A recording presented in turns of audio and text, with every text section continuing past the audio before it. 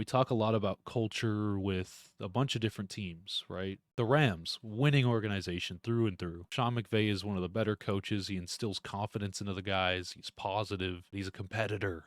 He wants to win. And now the Chargers have that in Jim Harbaugh. It sometimes doesn't take a lot for your team to switch to a winning org. Sometimes doesn't take a lot. I mean, look at some of these teams. Like the Chiefs got Andy Reid and put Patrick Mahomes in after Alex Smith got hurt, and the rest is history. You look at the Warriors. They added Steve Kerr as their head coach, ran a new system. They went in a dynasty run. Yes, they had the great players in place already, but they needed Steve Kerr to run that offense to get them there. The Lakers in 2020, right? They fired Luke Walton, brought in Frank Vogel. Yes, they had a good roster with two bigs and a lot of shooters, but Frank Vogel's coaching was a big part of their NBA Finals run. You can go down the list. Like Sean McVay changed the Rams when he came in almost a decade ago, and it's been an upward trend ever since. Him and Kroenke and Les Snead have dominated the league, essentially. Every winning team needs that culture setter. And if you don't have the roster like the Chiefs do, or like I mentioned, the Warriors, or like any of these, or like the Dodgers do,